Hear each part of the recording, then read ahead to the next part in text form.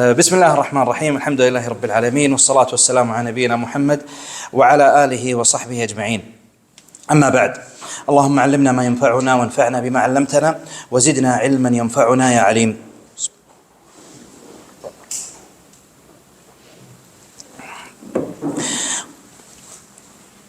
علوم القرآن اصطلاحا مباحث كلية تتعلق بالقرآن. نعرف علوم القرآن مباحث كلية تتعلق بالقرآن وليس بعلوم القرآن. طيب، من هذه المباحث السور في القرآن. كم سورة في القرآن؟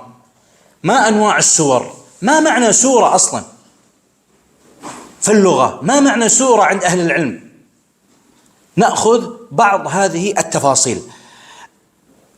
المبحث الأول تعريف السورة في اللغة. اختلف أهل العلم في تعريفها لغة العرب على قولين. القول الأول: سورة أصلها من سؤرة، السؤرة بالهمز، ثم خففت. العرب يخففون الهمزة لأن الهمزة يعني فيها صعبة. يعني انظر الآن: أخطأت، يقولون مثلا أخطيت، يحطونها ياء. مثلا هنا سؤرة يقال سورة من باب التسهيل. طيب، ما هي السؤرة بالهمز؟ هو ما بقي من الشراب من السؤر، السؤرة من السؤر، وهو ما بقي من الشراب في الإناء. أمور الباقية اللي نسميه احنا فضلة الأكل، هذا يسمى في لغة العرب السؤرة. طيب، ما المناسبة أن سورة القرآن مأخوذة من السؤر؟ قالوا: وجه التسمية سميت سؤرة كأنها قطعة من القرآن وبقية من جملته. لو كتبت الآن المصحف كامل من غير سورة الناس، نقول هي سورة، يعني هي التي تبقى من القرآن لم تكتبه مثلا، فهي سؤرة من بقية القرآن. هذا القول الأول. القول الثاني قالوا: لا، السورة أصلها ليس من السؤر بل من السور.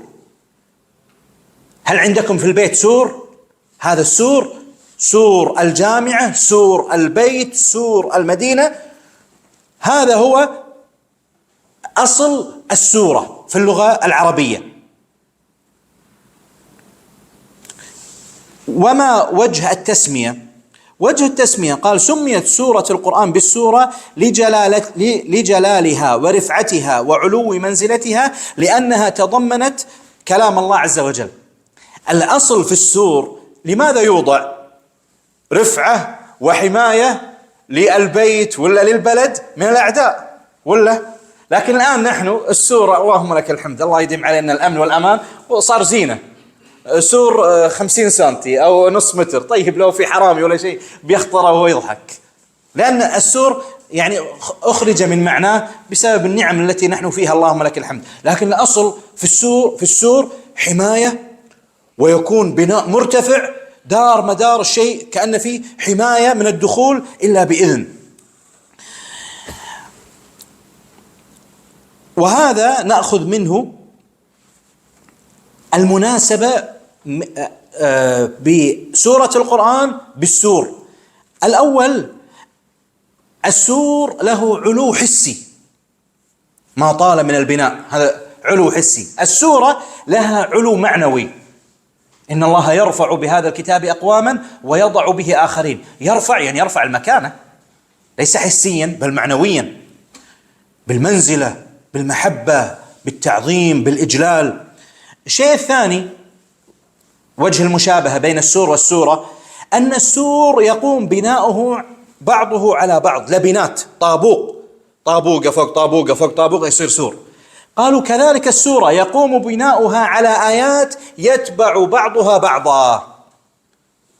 الشيء الثالث أن السور محيط بالمكان إحاطة محكمة، كذلك السورة محيطة بآيات معينة لا تدخل فيها آيات من سورة أخرى. واضح؟ وقيل أن السورة من الرفعة، هذه يعني المعنى ثاني غير السور وهو الإحاطة. هذا في اللغة. وخلاصة الكلام وخير الكلام ما قل ودل أن السورة لغة مأخوذة على أحد الأقوال من السور، فكما أن السور له رفعة حسية فالسورة لها رفعة معنوية، وانتهينا. طيب، السورة اصطلاحا، في اصطلاح أهل العلم، الاصطلاح من الصلح، اصطلح أهل العلم تصالحوا على أن السورة هذا تعريفها. ما هي السورة في الاصطلاح؟ قيل هي طائفة، يعني مجموعة مستقلة من آيات القرآن الكريم ذات مطلع ومقطع. 5 أمور: طائفة، مجموعة، يعني مجموعة مستقلة، يعني غير داخلة في سورة أخرى. طائفة مستقلة من إيش؟ الثالث، القيد الثالث، من آيات القرآن. القيد الرابع ذات مطلع، يعني ذات بداية، ومقطع يعني نهاية. أحسنتم. فهي 5 قيود في هذا التعريف. أقل سور القرآن من الآيات سورة الكوثر، لها 3 آيات. وأطول سورة في القرآن سورة البقرة، وهي 286 آية. لا يدخل معك تعريف السورة بتعريف الآية. شوف صفحة 277، تعريف الآية في الاصطلاح قريب من تعريف السورة في الاصطلاح. انظر صفحة 277، تعريف الآية في الاصطلاح: طائفة، مجموعة كذلك، ومستقلة، هذا قيد ثاني نفس السورة، لكن ليس من آيات القرآن بل من كلمات القرآن. هذا تعريف الآية في الاصطلاح: من كلمات القرآن، ذات مطلع ومقطع، مندرجة في سورة. هذا أيضا إضافة أخرى أو فرق ثاني. فإذا تعريف الآية في الاصطلاح نفس تعريف السورة في الاصطلاح، وهناك فرقان. الفرق الأول أن السورة طائفة مستقلة من آيات القرآن، أما الآية طائفة مستقلة من كلمات القرآن. هذا الفرق الأول. الفرق الثاني: هناك قيد إضافي للآية ولا يوجد في السورة، وهو طائفة مستقلة من كلمات القرآن ذات مطلع ومقطع مندرجة في سورة. لكن السورة لا نقول مندرجة، لا يوجد هذا القيد. فالآية لها 6 قيود: طائفة مستقلة من كلمات القرآن ذات مطلع ومقطع مندرجة في سورة. فلا يدخل لك هذا بهذا. طيب، الآية في اللغة تطلق على عدة معاني. دائما اللغة معانيها أوسع، والقرآن والاصطلاح، اصطلاح العلم مع للألفاظ الشرعية يكون أضيق.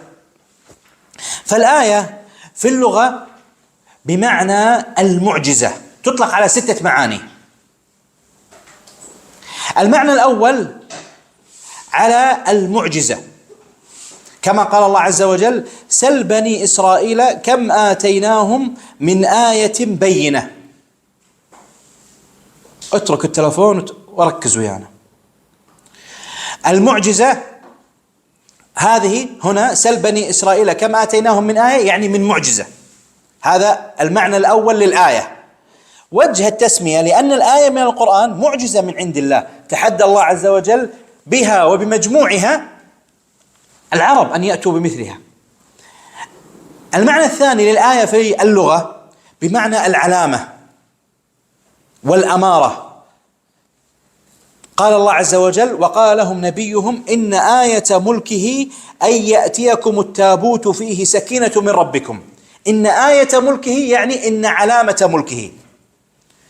وجه التسمية: لماذا سميت آية القرآن بأنها علامة؟ قالوا لأن الآية القرآنية علامة على صدق من جاء بها، وعلامة على عجز المتحدى بها، فهي علامة. المعنى الثالث للآية في اللغة العبرة. قال الله عز وجل: لقد كان في يوسف وإخوته آيات للسائلين. آيات هنا بمعنى عبر. يقول ابن القيم عن سورة يوسف: فيها من الآيات والفوائد والعبر ما يربو على 1000 هداية و1000 فائدة. سورة يوسف. لهذا هناك من المعاصرين من كتب كتابا كاملا سماه إتحاف الإلف. الإلف يعني الأصحاب من الألفة والمحبة. إتحاف الإلف بالفوائد الألف في سورة يوسف. طيب، وفيها أكثر من ألف، فيها آلاف. سورة يوسف فيها آلاف من الفوائد. طيب، المعنى الرابع للآية في اللغة بمعنى الأمر العجيب. قال الله عز وجل، واضح وجه التسمية أول شيء قبلها أن الآية بمعنى العبرة. واضح أن الآية القرآنية لماذا سميت بالعبرة أو فيها معنى العبرة؟ لأن الآية فيها عبرة وعظة وذكرى لمن أراد أن يتذكر. المعنى الرابع للآية في اللغة الأمر العجيب. الأمر العجيب. قال الله عز وجل: وجعلنا ابن مريم وأمه آية وآويناهما إلى ربوة ذات قرار ومعين. فهذا معنى الآية في اللغة هنا بمعنى الأمر العجيب. والعرب تقول العرب فلان آية في العلم، أو آية في الجمال، أو آية في الحفظ، يعني أمر عجيب، يعني أمر عجيب، أمر مستغرب يستعجب منه. ووجه التسمية لأن آيات الله سبحانه وتعالى هي عجائبه، وهي الأمور العجيبة التي تدل على قدرة الله وعلى عظمته وعلى صدق النبي صلى الله عليه وسلم. المعنى الخامس للآية بمعنى البرهان والدليل. قال الله عز وجل: ومن آياته خلق السماوات والأرض واختلاف ألسنتكم وألوانكم. ومن آياته يعني ومن براهين قدرته ومن براهين عظمته جل وعلا، من أدلة وجوده جل وعلا خلق السماوات والأرض. وجه التسمية أن سميت الآية بهذا المعنى أن الآية القرآنية فيها البرهان والدليل على قدرة الله وعلمه وحكمته وعلى صدق النبي صلى الله عليه وسلم. المعنى السادس للآية في اللغة بمعنى الجماعة. تقول العرب: خرج القوم بآيتهم، يعني بجماعتهم. فإذن هذه 6 معاني للآية في اللغة. أي معنى من هذه المعاني اخترته فهو صحيح. طيب، وأخذنا تعريف الآية في الاصطلاح: طائفة مستقلة من كلمات القرآن الكريم ذات مطلع ومقطع مندرجة في سورة. هذا التعريف أغلبي وممكن أن يعترض عليه، لكن التعاريف أو الضوابط أو القواعد تكون في الغالب، فلا يعترض عليها إنسان أن في استثناء. يعني مثلا لما يقال لك من القواعد في هذه الحياة الدنيا، ركز معي، من القواعد في هذه الحياة الدنيا من جد ومن زرع. أسألك: هل كل من يزرع يحصد؟ هل كل من يزرع يحصد؟ شلون عين من زرع يحصد؟ لحظة خلينا نسمع الجواب. الأغلب. أحسنت. من طلب العلا كم له؟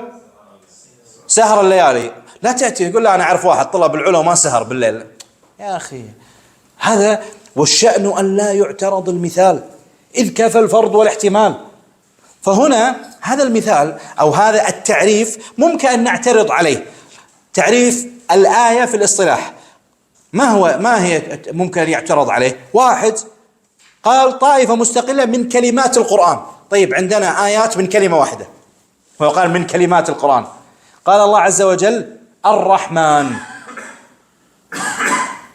قال الله عز وجل آية أخرى مدهامتان. هذه الآن كلمات ولا كلمة واحدة؟ كلمة واحدة وهي آية. فكيف نقول طائفة مستقلة من كلمات القرآن؟ فإذن هذا يخرج منها، لكن هذا في الغالب، لأن عدد الآيات التي متكونة من كلمة واحدة قليل مقارنة بعدد الآيات.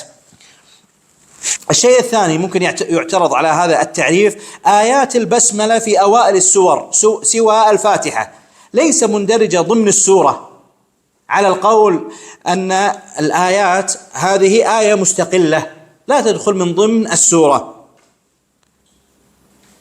قال بدليل عدم عدها فعبارة مندرجة في سورة من سور القرآن لا تشمل آيات البسملة الافتتاحية، لكن نقول هذا التعريف بالمعنى الأغلبي. طيب،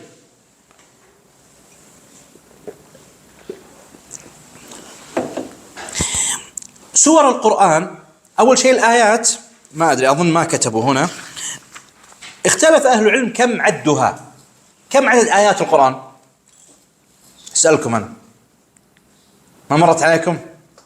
من قرأتم القرآن؟ ما عددتم الآيات؟ أهل العلم ذهبوا وعدوا آية آية. 27 آية؟ ها؟ 27,000؟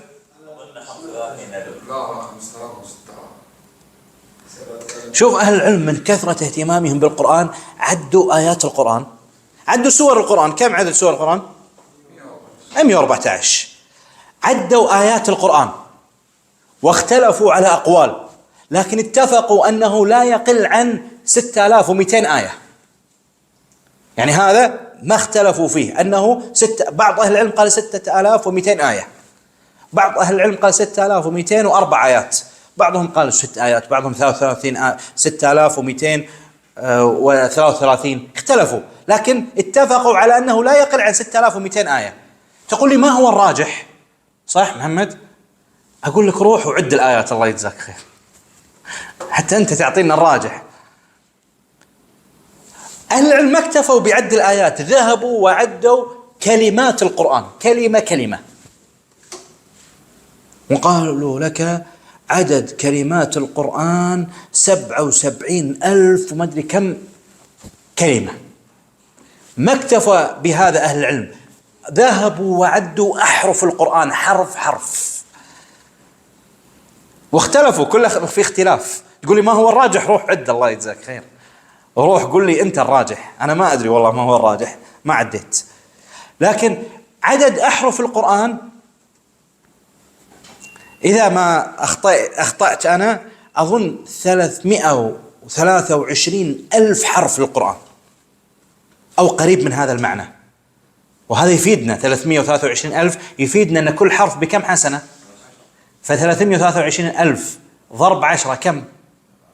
هي بلا تجار ها اللي مفلسين و10 دنانير وكذا، 3 مليون وشوي. ما شاء الله شكله عنده فلوس. طيب حسابها على طول 3 مليون. أنت متخيل الختمة الواحدة لا يقل عن 3 مليون حسنة، فكم نحن تضيع علينا الحسنات. قاعد في الطبيب تجلس انتظار نص ساعة تقدر تخلص جزء، الجزء من القرآن يأخذ منك 20 دقيقة، نص ساعة، يعني نص ساعة يوميا خلال شهر تأخذ 3 مليون حسنة، ما لا يقل عن 3 مليون حسنة. بالسنة كم؟ إذا قلنا ختمة كل شهر في 10 أشهر كم؟ 3 مليون ب10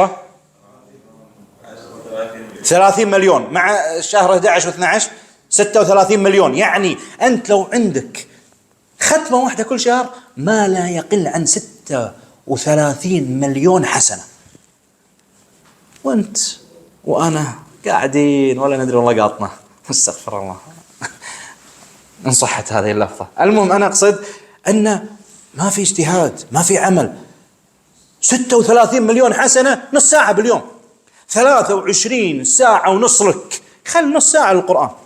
ونهاية السنة الآن يعملون إيش؟ عيد ميلاد، عيد ميلاد، عيد ميلاد على إيش؟ أني أنا كبرت، على أني أنا قربت للموت. لماذا؟ لأن الغرب اللي قاعد يقتلنا واللي قاعد يهيننا واللي قاعد يعطي أسلحة حق أعدائنا احتفلوا بعيد الميلاد. يعني احنا أقل منهم؟ لازم نحتفل يا محمد بعيد الميلاد، ونجيب كيكة ونحط شمعة ونغني. لماذا؟ كبرنا. الرسول صلى الله عليه وسلم فعله؟ أبدا. الصحابة فعلوا؟ أبدا. لكن الغرب يفعلون؟ أهلا وسهلا. هم الذين يقتلوننا ونقلدهم ونفرح ونسعد. أنت لو تقول عيد ميلاد حرام وكنت عدو للسعادة، وأنت قاتل للمتعة يا محمد، وأنتم أعداء البهجة. يعني ما في بهجة إلا أن تقلد كالإمعة لمن يهينك ليل نهار. يا سبحان الله.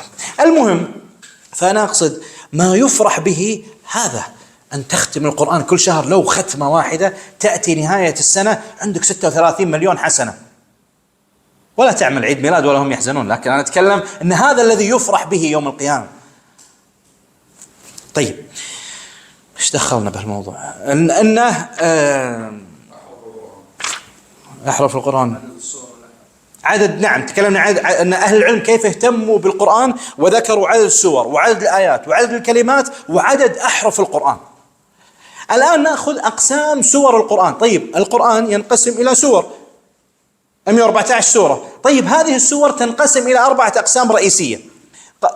أصل هذا التقسيم بسبب حديث النبي صلى الله عليه وسلم في مسند أحمد عن واثلة بن الأسقع رضي الله عنه قال: قال النبي صلى الله عليه وسلم: أعطيت مكان التوراة 7 الطوال، ومكان الزبور 100، ومكان الإنجيل 200، وفضلت بالمفصل.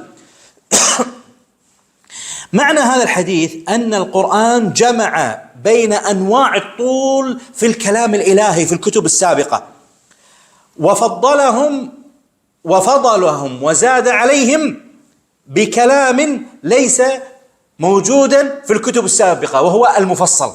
وقال الرسول صلى الله عليه وسلم: وفضلت بالمفصل. نأخذها الآن قسم 4 أقسام. الأول 7 الطوال، وهي أول 7 سور طويلة، مع أنها 7 سور من 114 سورة، لكن هذا ثلث القرآن، أكثر من 10 أجزاء من القرآن.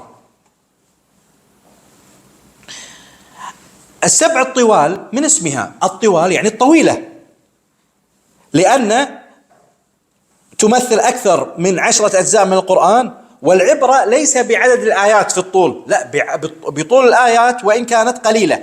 فالشعراء مثلا أطول ثاني سورة في القرآن من حيث عدد الآيات، لكن هي قصيرة نسبيا، نصف جزء. ما هي 7 الطوال؟ اتفقوا على 6 الأول. 7 الطوال يعني أول 7 سور في القرآن من غير الفاتحة، لا تعد الفاتحة، لا، البقرة، آل عمران، النساء، المائدة، الأنعام، العرف، هذه اتفقوا عليها. 7 القول الراجح اللي رجحوه هنا هي التوبة بعد الأعراف. القول الثاني الأنفال والتوبة. القول الثالث يونس. لكن القول الراجح أنها أول 7 سور من غير الفاتحة، يعني السورة 7 هي التوبة. والدليل عليها ذكروا حديثا وحسنوه في مسند أحمد عن عائشة رضي الله عنها أن النبي صلى الله عليه وسلم قال: من أخذ 7 الأول فهو حبر.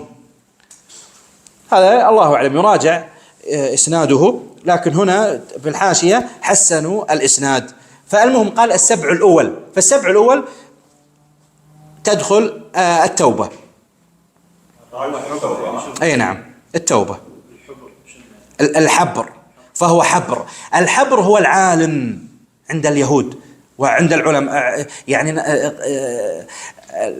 الرهبان والأحبار، اتخذوا أحبارهم ورهبانهم أرباب من دون الله. الرهبان كثرة العبادة، العباد. الأحبار العلماء. يقول: من أخذ الرسول صلى الله عليه وسلم 7 الأول فهو حبر، يعني فهو عالم من العلماء، إن صح هذا الحديث.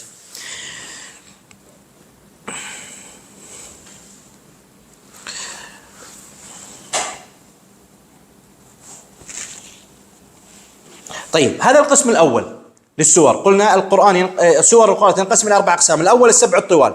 الثاني، القسم الثاني المئون. المئون جمع 100، جمع 100 جمعها مئون. مثل ابن جمعها بنون، مثلها. طيب ما هي المئون؟ قال: هي السور التي زادت آياتها على 100 فأكثر قليلا، وليست من الطوال، ليست من 7 الطوال.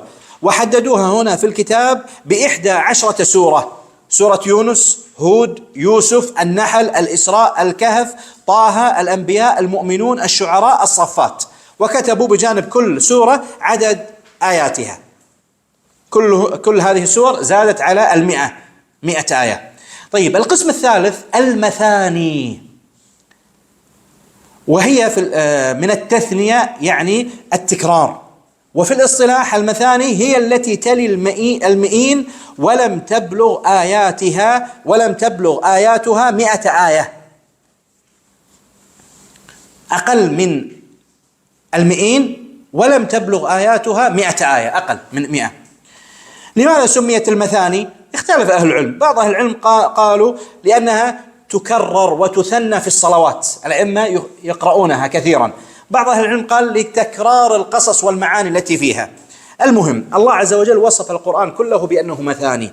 قال الله عز وجل: الله نزل أحسن الحديث كتابا متشابها مثانية. طيب،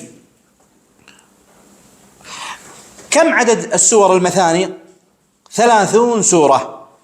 قالوا من سورة النمل إلى سورة الحجرات ما عدا الصافات فهي من المئين، ويضاف لها قبل النمل 8 سور: الأنفال والرعد وإبراهيم والحجر ومريم والحج والنور والفرقان. المهم 30 سورة.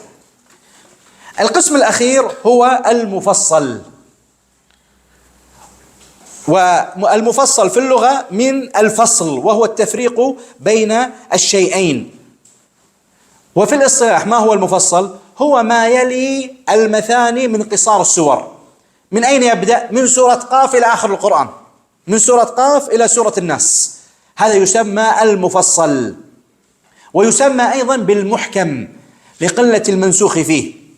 عن ابن عباس رضي الله عنهما قال: إن الذي تدعونه المفصل هو المحكم. توفي رسول الله صلى الله عليه وسلم وأنا ابن 10 سنين وقد قرأت المحكم، فيسمى هذا وهذا. وعدد سوره 66 سورة. الدليل عليه عن أوس بن حذيفة في حديث طويل في قدوم وفد ثقيف، وفيه: فقلنا لقد أبطأت علينا الليلة. قال صلى الله عليه وسلم: إنه طرأ علي حزبي من القرآن فكرهت أن أجيء حتى أتمه. قال أوس: سألت أصحاب رسول الله صلى الله عليه وسلم: كيف يحزبون القرآن؟ كيف يعني؟ كم وردكم في القرآن؟ فقالوا 3 و5 و7 و9 و11 و13 وحزب المفصل وحده. وجه الاستدلال: مجموع الأحزاب الستة 3 و5 و7 و9 و11 و13، لو جمعت هذه الأرقام يخرج عندك 48 سورة، وهي إلى قبل سورة قاف. فلما قالوا وحزب المفصل تعرف أنه بدأ من سورة قاف، لأن ترتيبها 49 سورة. طيب، رقم 49. هذا المفصل ينقسم إلى 3 أقسام. الآن سور القرآن كلها تنقسم إلى 4 أقسام: 1 السبع الطوال، الثاني 100 أو 100، الثالث المثاني، الرابع المفصل. هذا المفصل ينقسم إلى 3 أقسام: طوال المفصل، أوساط المفصل، قصار المفصل. طوال المفصل من سورة قاف إلى سورة المرسلات، وأوساط المفصل من النبأ عما يتساءلون إلى سورة الليل، وقصار المفصل من الضحى إلى سورة الناس. هذه تحفظ، ما تفهم يعني، حفظ، هذه أمور تحفظ. طيب، هذا المفصل له فضائل. أول فضيلة الحديث الذي مر معنا، قال النبي صلى الله عليه وسلم: وفضلت بالمفصل. ففيه أفضلية هذا القرآن، أنه فيه ما زاد على غيره من الكتب السابقة، أن فيه المفصل.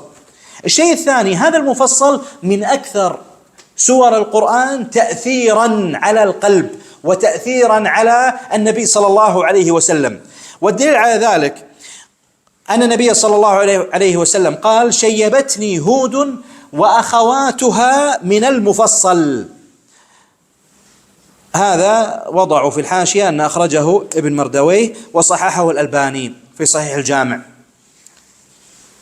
فالرسول عليه الصلاة والسلام شاب رأسه من هود ومن سور المفصل، وأخواتها من المفصل، فهو يؤثر في القلب، فيه ذكر الجنة، فيه النار، فيه يوم القيامة، فيه أمور تؤثر على القلب. كذلك المفصل من مزاياه أنه أول ما نزل على النبي صلى الله عليه وسلم. فأول ما نزل ما هو؟ لا، أول ما نزل على القول الراجح صدر العلق من أي حزب من هذه الأقسام الأربعة؟ المفصل. القول الثاني أن أول ما نزل ما هو؟ المدثر من المفصل. القول الثالث بسم الله الرحمن الرحيم، وهذه تدخل بالمفصل. طيب، فإذا أول القرآن نزولا كان من المفصل. عن عائشة رضي الله عنها في البخاري قالت إنما نزل أول ما نزل منه يعني من القرآن سورة من المفصل فيها ذكر الجنة والنار، حتى إذا ثاب الناس إلى الإسلام نزل الحلال والحرام، ولو نزل أول شيء لا تشربوا الخمر لقالوا لا ندع الخمر أبدا. وهذا فيه فقه وأهمية معرفة النزول. فأول شيء تأخذ الأمور ترقق القلب، الجنة، النار التي تسمى الآن الإيمانيات، حتى إذا زاد الإيمان وأحب الإنسان الإسلام واقتنع به وتيقن بصدق النبي صلى الله عليه وسلم وزاد الاطمئنان بصحة الإسلام، تأتي الأحكام: يجب الصلوات، يجب الزكاة، لا تشرب الخمر، لا يجوز الكذب، لا يجوز كذا. وهكذا أيضا في الدعوة. طيب، أيضا من فضائل هذا الحزب المفصل عن ابن مسعود رضي الله عنه فيما أخرجه الدارمي قال: لكل شيء سناما، وإن سنام القرآن سورة البقرة، وإن لكل شيء لبابا، وإن لباب القرآن المفصل. وأيضا أتى عن عمر رضي الله عنه كان لا يأمر بنيه بتعليم القرآن، وكان يقول: إن كان أحد منكم متعلما فليتعلم من المفصل. أخرجه عبد الرزاق في مصنفه. المهم أن هذا المفصل له أهمية، لهذا أهل العلم يقولون من أراد أن يأخذ علم التفسير أول ما يبدأ به سورة الفاتحة والمفصل، وإذا أنت لا تريد أيضا المفصل جزء عامة، لأن هذا أكثر ما يردد عليك وتسمعه. طيب، المسألة التي بعد ذلك ترتيب الآيات في القرآن الكريم. هل كان مرتبا في زمن النبي صلى الله عليه وسلم؟ نعم. هل رتب باجتهاد أم بتوقيف؟ بتوقيف. وسألتكم عن ما معنى الأمور التوقيفية، يعني أن تقف على القرآن والسنة ولا يجوز فيها الاجتهاد. وذكروا أدلة كثيرة ولا داعي لكثرة هذه الأدلة. هذه مسألة إجماعية على أن الآيات مرتبة توقيفا. نأخذ بعض هذه الأدلة، يعني مثلا لما قال الله عز وجل: سورة أنزلناها وفرضناها، هذه السورة التي أنزلها الله عز وجل مرتبة على آيات. أيضا قال الله عز وجل: يحذر المنافقون أن تنزل عليهم سورة. فالآيات الدالة على نزول السور هي مؤلفة ومرتبة من آيات عند الله سبحانه وتعالى. وأيضا ذكروا أدلة مثل قول زيد بن ثابت عند أحمد والترمذي: كنا عند رسول الله صلى الله عليه وسلم نؤلف القرآن من الرقاع. نؤلف يعني نرتب، وهذا الترتيب بتوقيف من النبي صلى الله عليه وسلم. وأيضا قال صلى الله عليه وسلم في صحيح مسلم: عمر سأل الرسول صلى الله عليه وسلم عن شيء أكثر، قال: ما سألت النبي صلى الله عليه وسلم عن شيء أكثر مما سألته عن الكلالة حتى طعن بإصبعه في صدري. وهذا المتتبع لسيرة الرسول صلى الله عليه وسلم يستعمل اليد. أحيانا مثل ابن مسعود في الصحيحين يقول: علمني رسول الله صلى الله عليه وسلم تشهد كفي بين كفيه. أحيانا النبي صلى الله عليه وسلم، يعني عائشة في البخاري تقول: فلكزني رسول الله صلى الله عليه وسلم لكزة أوجعتني، ثم أخبرها بأمر معين. هنا طعن بإصبعه في صدري. طيب، ما الفائدة من هذا؟ شد انتباه، خليك أنت تركز أكثر، تقول حق واحد تعال، تمسك إيده، وفيها فوائد كثيرة تربوية وتعليمية. طيب، قال: حتى طعن بإصبعه في صدري، وقال: تكفيك آية الصيف التي في آخر سورة النساء. فإذا هي بتوقيف من النبي صلى الله عليه وسلم. وهذه المسألة عليها الإجماع، أن ترتيب الآيات بإجماع أهل العلم أنه توقيفي. المسألة الثانية هي التي وقع فيها الخلاف. ترتيب الآيات مسألة إجماعية أنها مرتبة توقيفا، ترتيب آيات القرآن. ترتيب السور، الفاتحة، البقرة، آل عمران، النساء، هكذا الترتيب الموجود 114 سورة، هل هذا باجتهاد من الصحابة رضي الله عنهم ولا بتوقيف من الله أو من النبي صلى الله عليه وسلم؟ اختلف أهل العلم في هذه المسألة. تو وياي؟ الآن ترتيب السور المرتبة في المصحف، هل هذا بتوقيف ولا باجتهاد؟ اختلف أهل العلم على أقوال، أشهرها قولان. القول الأول أن ترتيب السور توقيفي، وأن جمع أبي بكر وعثمان للمصحف كان مرتب السور كما كان في عهد النبي صلى الله عليه وسلم. وهذا القول ذكروا عندكم القائلين به، ذكروا يمكن 13 واحد: ربيعة والحسن البصري ومحمد بن سيرين، وينسب لعلي رضي الله عنه، وينسب لأبي بكر بن الأنباري والقاسم بن سلام والنحاس والكرماني والطيبي والقرطبي والمعاصرين أحمد شاكر وصبحي الصالح وغيرهم، يقولون ترتيب السور الآن توقيفي، هذا من النبي صلى الله عليه وسلم، والنبي صلى الله عليه وسلم أخذه من جبريل، وجبريل أخذه من الله سبحانه وتعالى.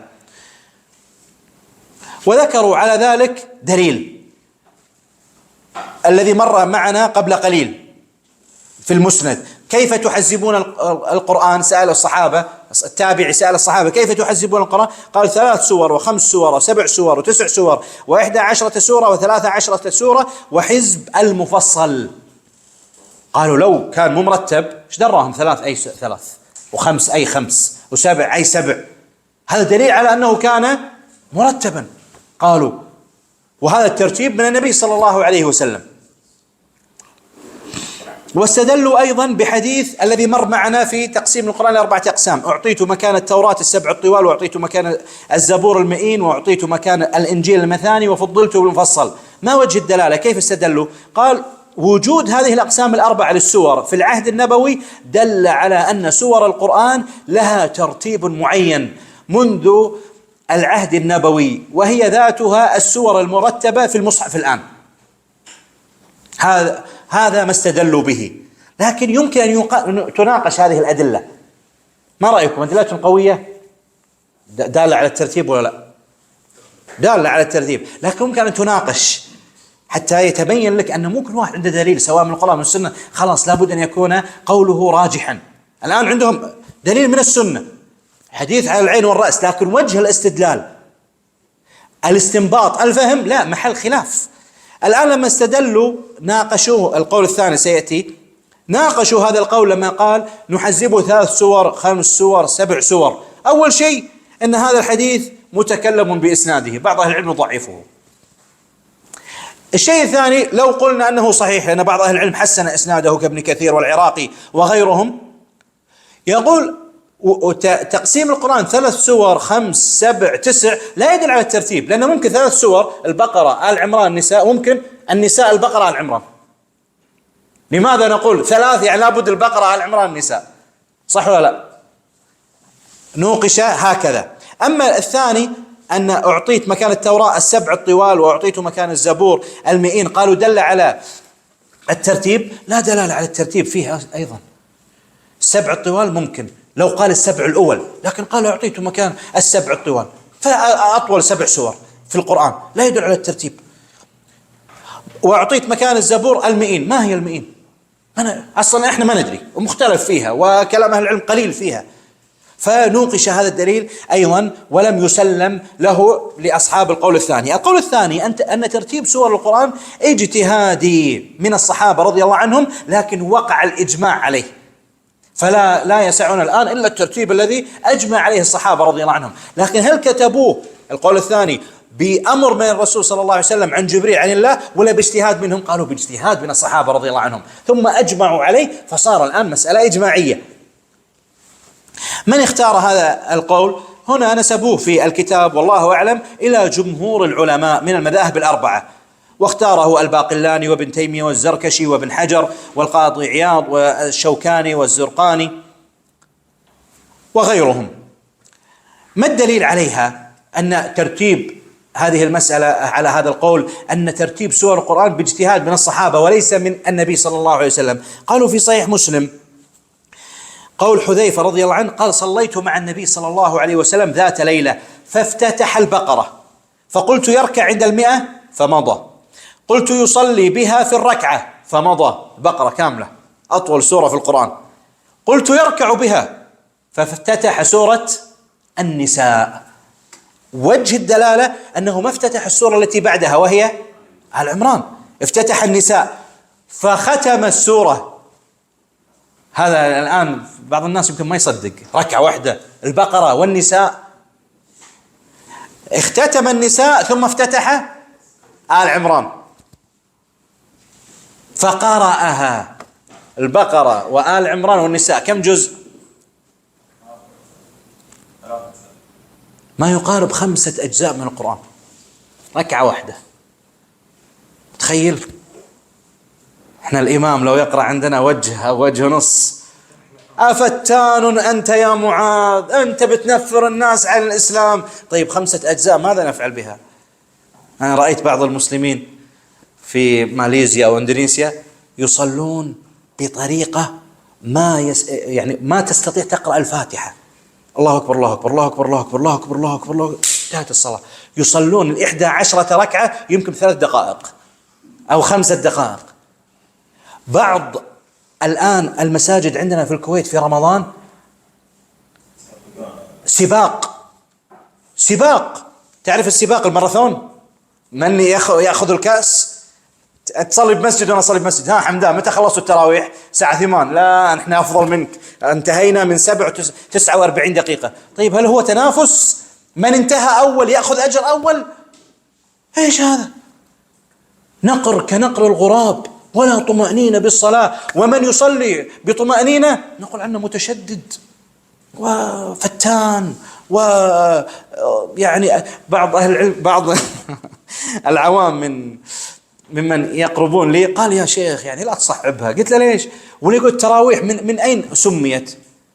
قلت له: من أين؟ بمشي وياه. واللي يقول من الراحة، فالتراويح من الراحة فلا بد أن نرتاح فيها. وأنا الذي أعلمه والله أعلم، التراويح سميت التراويح لأنها طويلة، فلا بد من بعد ركعتين ترتاح فيها. بعد ركعتين ترتاح، لأن تصلي 5 أجزاء بركعتين ترتاح ثم تصلي، ترتاح ثم تصلي. لكن الآن يريدون 11 ركعة سريعة. طيب هذا على يعني خلاف، لكن أنا أتكلم انظر حال النبي صلى الله عليه وسلم، انظر إلى حالنا. حاول تطبق هذا في بيتك، بدل لا أنا أتكلم عن إندونيسيا وماليزيا وأنت تتكلم عن مساجد. لا أنا أتكلم عن حالي أنا، وأنت تكلم على نفسك. صل في البيت يا أخي، أفضل الصلاة النافلة في البيت. جرب مرة، صل بعد صلاة العشاء الله يجزاك خير، وطبق صل ركعتين لمدة 2 ساعة مثلا، أو صل لمدة جزء من القرآن. مستحيل؟ ما هي لماذا مستحيل؟ افتح المصحف واقرأ سورة البقرة، جزئها 22 صفحة 24 صفحة 24 صفحة. لا مستحيل ولا شيء. الشيطان هو الذي جعلها مستحيل، ولا لا يوجد مستحيل. في بعض المساجد في الكويت في رمضان بفضل الله عز وجل، وفي بلدان المسلمين. أنا ضربت مثال ليس لأن أحط من قدر أحد في شرق آسيا أو إندونيسيا أو الكويت أو السعودية أو كذا، أبدا. كل البلدان هناك من يعتني بالسنة ويطبق السنة، وهناك من يريد سريع. في الكويت وغالب في ظني بلدان المسلمين يوجد من يطبق هذا الذي أقوله لكم الآن. في الكويت أنا أعرف أكثر من مسجد يصلي في العشر الأواخر من بعد صلاة العشاء إلى قبل الفجر، صلاة واحدة. يختم بالعشر الأواخر ختمة، بعضهم يختم ختمتين. وعندنا في الكويت بفضل الله عز وجل مسجد في العشر الأواخر سمعت عنه ولم أره يختم 3 ختمات في العشر الأواخر. يعني كل يوم كم يقرأ؟ 10 أجزاء. نحن شباب، ها؟ أنا شباب وأنتم شباب. إذا ما ذهبنا إلى هذه المساجد وصلينا خلفها من سيذهب لما يصير عمرك 60 و70؟ الآن بدأنا نشيب ونسوي عمليات ونسويها. طيب بعد ترى 20-30 سنة أكثر. فلا بد أن نستغل الشباب في العبادة. وإذا فرغت انصب قدميك لله سبحانه وتعالى وتحدى نفسك بالعبادة. طيب فإذا هذا دليل. قال الرسول عليه الصلاة والسلام صلى بالبقرة ثم النساء ثم آل عمران، فغير مرتب. هذا في صحيح مسلم. أيضا قالوا اختلاف مصاحف الصحابة رضي الله عنهم قبل جمع القرآن في عهد عثمان رضي الله عنه، كمصحف ابن مسعود ومصحف أبي ومصحف علي رضي الله عنه، كما ذكر ابن حجر في الفتح أنه يقال، والله أعلم هل يوجد أسانيد بهذا أم لا، أن مصحف علي كان مرتبا على ترتيب النزول، وبعض المصاحف كان مبدوء بالفاتحة ثم البقرة ثم النساء ثم آل عمران وهكذا. المهم أنه يقال أن مصاحف الصحابة كانت مختلفة في الترتيب، مما يدل على أن لا يوجد دليل من النبي صلى الله عليه وسلم توقيف جازم، بل هو باجتهاد منهم. أيضا مما استدلوا به أن أصلا لم يجمع القرآن في مكان واحد في مصحف واحد في زمن الرسول صلى الله عليه وسلم حتى يرتب السور، فإذا قالوا غير مرتب السور، لكن الترتيب وقع باجتهاد من عثمان رضي الله عنه ومن معه باللجنة، ثم وقع الإجماع عليه. هذا نفهم منه أمور. الأمر الأول أن هذا، إذا قلنا هذا القول لا يوجد هناك حرمة أن تصلي مثلا في أول صليت إمام فينا صلاة المغرب مثلا، تقرأ في أول ركعة سورة الناس وثاني ركعة قل هو الله أحد، هل هذا حرام؟ لا، أكثر ما يقال فيه أنه خلاف الأولى أو مكروه، هذا أكثر ما يقال فيه. بعض العوام عنده أن هذا محرم، بداية بسورة قبل عادي، الرسول صلى الله عليه وسلم فعلها، يا إما خلاف الأولى أو مكروه، أشد شيء ممكن أن يقال. الشيء الثاني، صحيح أن هذه مسألة اجتهادية على القول الثاني، لكن وقع الإجماع من الصحابة رضي الله عنهم عليها، فإذا لا يجوز الآن أن يأتي أحد يطبع المصحف ويغير بترتيب السور، يجعل أول جزء عامة بعدين البقرة بعدين الكهف لا، هذا وقع عليه الإجماع ولا تجتمع الأمة على ضلالة، فنتبع ما فعله المسلمون على مدار الأجيال السابقة. أسأل الله عز وجل أن ينفعني وإياكم بالقرآن وأن يرفعنا بالقرآن، والحمد لله رب العالمين.